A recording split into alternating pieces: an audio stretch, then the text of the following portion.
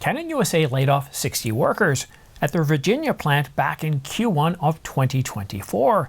This is where they assemble their office copiers.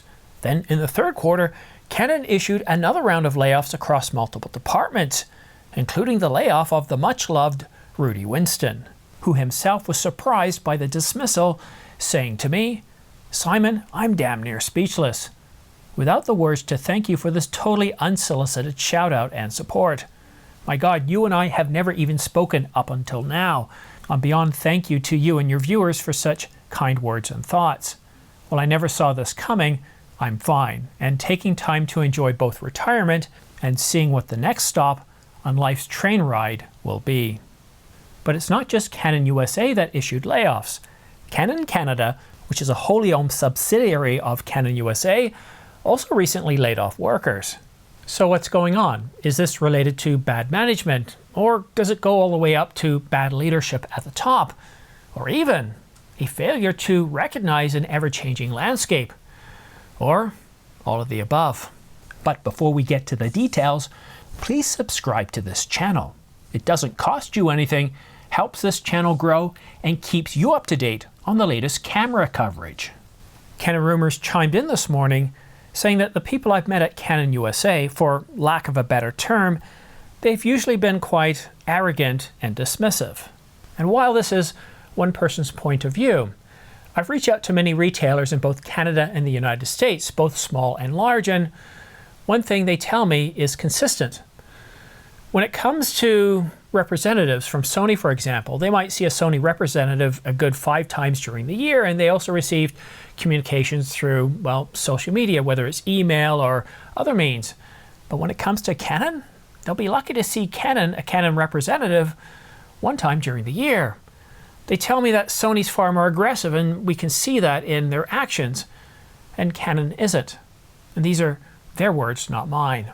What is clear is that Canon Japan has noticed some issues with Canon USA.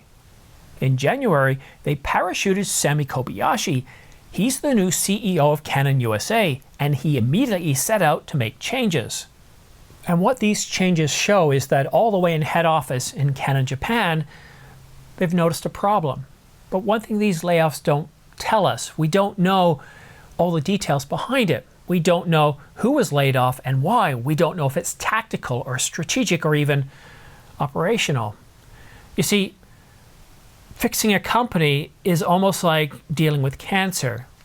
Cancer is a vicious disease that can render its patient dead, as not addressing financial concerns or other issues, strategic issues, can lead a company bankrupt. And fighting cancer can also make that patient feel very sick. And a lot of times in business, and I studied business, I have a business degree, one thing I've noticed time and time again is when things get rough for a company, they go in and cut, and they're focused not on the long term, which you would expect from a strategic point of view, from their visionary point of view, but from a short-term focus. And that always makes me a bit nervous, because with that cutting, you're not just cutting the bad, you're cutting the good. Sony's gaining ground. With the birth of the Alpha line beginning back in 2006 with the acquisition of Minolta, Sony's managed to gain 30% market share and #1 in mirrorless sales, although there is some disagreement on that point. Sony also opened up their E-mount, and they're actively courting retail stores and YouTube channels like this one. And while Sony certainly has their share of issues, such as, well, not releasing firmware updates on high-end cameras when they can see these capabilities in lower-end cameras, frustrating Sony purchasers of cameras like the Alpha 1, the A7S III, the A7 IV, the A7R5. They're not being accused of being arrogant and dismissive, of being overpriced and lacking third-party lenses. In fact, I've had Sony reach out to me and even offer me 20% off their gear for use on this channel. And Nikon's not shy either. They showed up for my live coverage of the Nikon Z6 Mark III as well as the Nikon Z8. What's surprising to me is how very difficult it has been for me to reach out to Canon to get to the right people. Now, the salespeople have been terrific, and the support people have been terrific. I don't get that sense of arrogance or being dismissive, but in terms of business opportunities, in terms of facilitating that communication, it's like I reach an abyss, an event horizon where I can't see beyond. I don't know how to reach out. And if I talk to Canon USA, they say talk to Canon Canada, and Canon Canada, well, it usually doesn't go anywhere. So while a lot of the stories, the media coverage about Canon seems to focus on right-sizing the organization in order to work within its means, I really think those stories are missing the point. It's not about, yes, financials are important. Operating within your means are important. But for a company like Canon that has been an innovator for many years, that files more patents than any other camera manufacturer, it's about staying hungry. It's not about playing it safe and making risk-averse moves, because if you do that, you're destined to go from number one to the basement. It's about not letting your guard down, about always looking over your shoulder and not trying to catch up to Sony as they did back in 2018 when they recognized that they were falling behind. It's not about catching up to. It's about not even looking at your competition, but imagining as a leader and an innovator where you need to be in so many years down the line. It's not about just giving your customers what they want, but imagining what your customers will want. Because if you're just responding to the now, how do you properly prepare for the future? You have to be a true visionary. And speaking of Canon's struggles in 2018, Nikon also went through a tough period of reorganization. But then they came out of that releasing the Nikon Z9, showing us that a flagship mirrorless camera could also be a top-end video camera. Then following up the Nikon Z9 last year with the Nikon Z8, and just recently with the Nikon Z6 Mark III. And that's the great success behind Nikon. You see, it's not that they're just following a strategy, it's that they're fighting back and they're hungry and they're setting their sights back on taking that number 2 spot that Sony's taken. And with the acquisition earlier this year being fully finalized of Red, that's got everybody looking at this and going like, wow. Up until recently, Nikon didn't have a cinema line. And they produced cameras like the Nikon Z8 and the Nikon Z9, and people thought these are pretty good cameras. But to acquire Red's technology, their intellectual property, their global shutter sensors that are capable of 8K video up to 120 frames per second with 17 to 20 stops of dynamic range, wow, that's got me excited. And it should concern Canon a little bit too, because their cinema line, other than the C400 released back in, June? Or announced back in June, we haven't seen a whole lot of movement when it comes to the cinema line. It's been awfully quiet, not exciting, not innovating. No, more of a sense of playing it safe. But I'm not saying all's bad with Canon. It isn't. They just announced the successor to the very popular R5 with the R5 Mark II. And they just announced the R1, their flagship mirrorless camera, aimed at sports photographers. And the R5 Mark II has already broken sales records. But now to answer those questions that I posed at the beginning of this video. 1, has Canon failed to recognize an ever-changing landscape? Well, it took them until 2018, 10 years after Sony bought, 12 years after Sony bought Minolta and started with the Alpha line, for Canon to realize that mirrorless was something to address. 12 years, 10 years after their first camera, 10 years before they released a full-frame mirrorless line. Now, they did have an APS-C line, the EFM, but there was no migration strategy between that and what they would eventually come out with some sort of RF mount, leaving a lot of people that bought cameras like the M50, the M50 Mark II, or even the M6, wondering, does Canon care?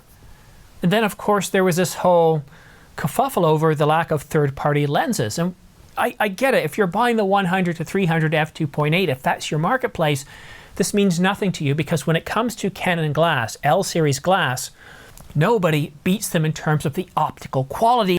But Canon also addresses other markets, the R100, the R50, the R7, the R10. And this marketplace requires more affordable glass, where people aren't willing to pay twice the price they paid, or even 4 or 5 times the price of a camera for a lens. They finally have addressed that, but we're only seeing an announcement from Sigma and Tamron. And not only that, they failed to realize the importance of buying a company like Red just for their intellectual property alone. Canon was exploring this opportunity, but it was Red. And it was a really bold move of Nikon to make, because when Nikon purchased Red, it solved their patent infringement lawsuit that Red had initiated against Nikon. Perhaps that lawsuit was a way to say, hey, we're in trouble, buy us out, please. Let's solve this once and for all. You see, there's definitely some challenges here. I'm not so sure that Canon has the right people focused on the ever-changing landscape, of being visionaries, of not focusing on catching up to Sony and mirrorless, but in terms of looking past Sony, about looking past even their customers, looking into the future and imagining what their customers are going to need, recognizing trends, recognizing convergence points. That's one thing I don't feel that Canon, at least from what they're saying and from what they're releasing, is what they're doing. And yes, I do read their financial statements, I read their financial reports. But that takes us back to the leadership right at the top. And while they recognize the need to change leadership at Canon USA, perhaps, just perhaps, if Canon can't recognize the ever-changing landscape and being able to project far enough into the future as to what their customers will need and want, then maybe other leadership changes need to be made, and not just at Canon USA, but directly at home at Canon Japan. But it's not just strategic issues. The Canon EOS R5 II is the biggest success in terms of camera sales since the launch of its predecessor, the R5 Mark I, back in 2020. In fact, it's broken sales records, but the part I'm laughing at is, while this camera isn't even shipping yet, and it won't for 2 more weeks, it's already on Canon's apology page for products that are in short supply. And this is a rather extensive list. Not just the R5 Mark II or the R1, not just all 3 battery grips, the battery, the eye cup, and even the EVF cover lenses that have been on this for some 8 months, like the RF 200 to 800mm f6.3 to 9. Clearly, Canon has some issues to deal with. Some of them are strategic, some of them are tactical, and some are operational. We're in the bottom half of 2024. I'm sorry, the idea that we're still having supply constraints on products that you knew were going to be coming out in so many years in the future, that you couldn't plan for that, just seems a little bit silly. The 200 to 800mm, I'm lucky enough to have one, I'm sorry, 8 months after it started shipping? The failure to recognize that mirrorless could be the next big thing? And I get it, ceding a couple of years to the competition, 2 or 3 years, that's a lot for a company that releases new camera bodies every year. But to fail to recognize this until 12 years after the competition released their mirrorless cameras, others recognized it, Panasonic recognized it, Fuji recognized it. I do think that they have some structural issues to work with. I do think there is some level of arrogance at some parts of the organization, thinking that because they're number one and that most photographers use their gear, professional photographers. You know, I was downtown in Toronto not too long ago, and whenever I see people with cameras, I always pay careful attention to what brand they're shooting with. And in the past, most of the times it's been with Canon cameras. This time around, I only saw 4 people actually having regular, what you would call cameras, interchangeable lens cameras. I was the only one with a Canon. I saw 1 Nikon and 2 Sonys. I know that Canon is still number one in terms of camera sales, interchangeable lens cameras. And I know the R5 Mark II is going to really help pad their numbers here in 2024. But, and this is a big but, when I first covered the third-party Canon's enforcement of their intellectual property, banning third-party lens makers from making lenses without their approval, initially I thought, okay, it's just a little bit of noise. People keep buying Canon, but every time I brought up this story, I saw more and more people saying, I've switched, I'm tired, I've switched to Nikon, I've switched to Sony, I've switched to Fuji. Normally you get a little bit of noise and you think these are just a very vocal minority saying, we don't like it. It's kind of like the Muppets. You had those two grumpy old men in the balcony. No matter what's going on down below, they're always grumpy. After a while, I got the sense that, yeah, this is an issue, and it has a lot of people moving away from Canon cameras, at least at that low end. But we're starting to see more pros with super telephoto lenses that are starting to move to Sony as well. So I think right-sizing the organization, right-sizing Canon USA is one step, but it's clearly not the most important step. Having that vision, adhering to that vision, not looking at Sony and saying we want to catch up to Sony and mirrorless and be number one, having 50% market share. That's a tactical decision. They need to be strategically focused, looking into the future and saying, what kind of company do we want to be in terms of imaging? What are we trying to produce? What are the conversion points that we're going to see? How will AI impact the camera line? How will the continuing lines blurred between smartphones and cameras change our business? Where are our strong points? What do we need to focus on? Because as I read their financial statements, as I read their strategic plan, I don't really get this sense. But what do you think? Have I been fair here, or am I completely off my nut? I thought long and hard about this, but I've been thinking about this for many years. And it doesn't mean I'm switching from Canon anytime soon.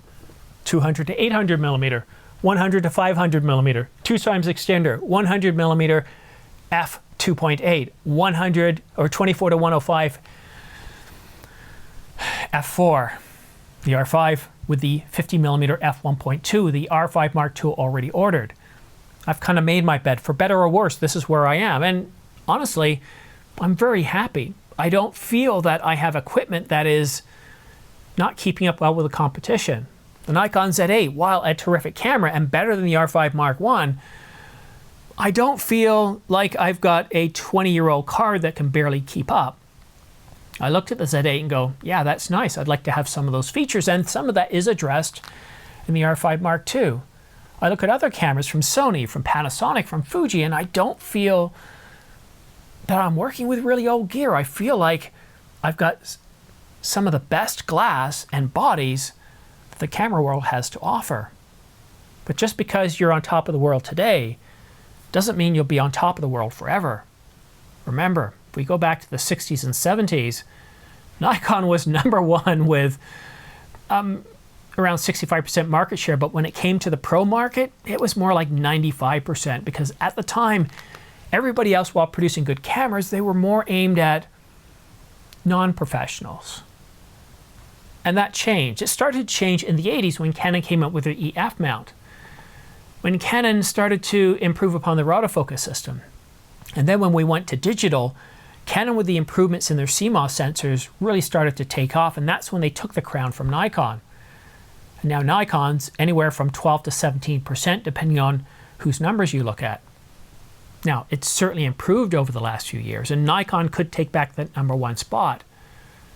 But to not only maintain that #1 spot, but to advance up in market share, you've got to be hungry. You've got to make the right decisions. You've got to be strategic, and you've got to be innovative. The thing about being in the first place is you should never settle down and be arrogant or dismissive. You should always feel like, I'm only here but for the grace of God, and to stay here, I've got to stay hungry. I've got to stay like I'm in 5th place, like I was back in the 60s. I've got to not let things down. But that's my thoughts. Let me know what you think in the comment section down below. I'm sure I'll probably get a little bit of blowback on this one here, but remember, my opinion is just that. It's my opinion. What really matters is the end results at the end of the day and what Canon's going to do. We're not done here in 2024. Canon's going to release more cameras, probably 2 to 3 of them. We still have registered cameras that haven't been released onto the marketplace, and there's 3 of them. So I would say we get at least 3 cameras. Now, one of those is likely to be a cinema camera, so who knows? So stay tuned. And I want to say a big thank you to everybody that has pre-ordered the R5 Mark II using my links in the description down below, these guys right here, because whenever you guys pre-order something or you use my affiliate links down below for all the cameras that are on sale from Nikon and Canon, It really does help sustain this channel and help it grow. I only get a small commission or revenue from YouTube, from the ad revenues. Really, the bulk of everything comes from you guys purchasing camera gear using the links below. And for those of you that have used it, a big thanks. For those that haven't, if you're buying in the United States, it doesn't cost you anything. You just click on the link, it takes you directly to the site. No codes to fill in, nothing like that. You get the camera at the same deal you would otherwise. The difference is I get a small commission back, so the best of both worlds. What better way to help this channel without actually having to give me anything, right? That's it for now. Thank you so much for tuning in. Have yourself a great week. I'm back to work now, so these videos will probably come out either early in the morning or late at night. Have yourself a great day. 2 weeks before the R5 Mark II is available. I look forward to picking up that camera and getting it set up. Cheers. Bye-bye now.